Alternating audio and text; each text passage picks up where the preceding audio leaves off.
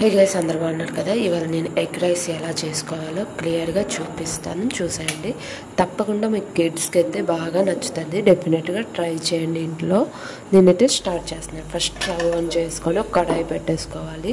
దాంట్లో 4 to 5 spoon oil అయితే add చేసుకొని ఆవాలు జీలకర్ర యాడ్ చేసుకోవాలి. దాన్ని బాగా పోపు వేగిన తర్వాత పచ్చిమిర్చి, ఉల్లిపాయలు, కట్ చేసుకున్న ఉల్లిపాయలు వేసేసుకోవాలి.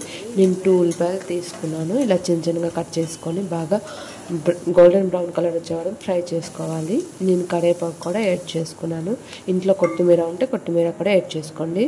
స్పైసీకి తగ్గట్టు చిల్లీ పౌడర్, పసుపు, సాల్ట్ యాడ్ చేసుకోవాలి.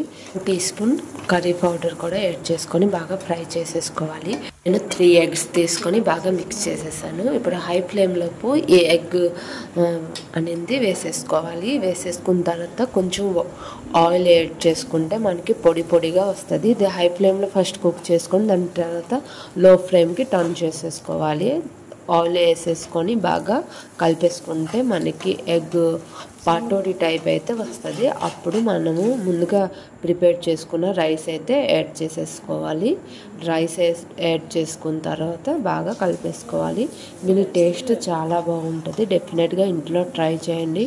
ఒకవేళ మార్నింగ్ రైస్ ఉండిపోతే మన ఈవినింగ్ స్నాక్స్ లాగా కూడా ట్రై చేయొచ్చు. చాలా టేస్ట్గా ఉంటుంది. మీ పిల్లలకి కూడా చాలా బాగా నచ్చుతుంది. డెఫినెట్గా ట్రై చేయండి. ఇప్పుడు బాగా కలిపేసుకోవాలి. జాగ్రత్తగా కలుపుకోవాలి. అన్నం అనేది మొద్ద అయిపోద్ది కదా. ఇప్పుడు లో ఫ్లేమ్కి టర్న్ చేసుకొని బాగా కలిపేసుకుంటే ఎగ్ రైస్ అయితే రెడీ అయిపోద్ది. డెఫినెట్గా ట్రై చేయండి. మీ ఇంట్లో మీ పిల్లలకి చాలా బాగా నచ్చుతుంది. ఈ వీడియో మీకు నచ్చితే లైక్, షేర్, సబ్స్క్రైబ్ చేయడం మర్చిపోద్దు. Thank you. Please subscribe.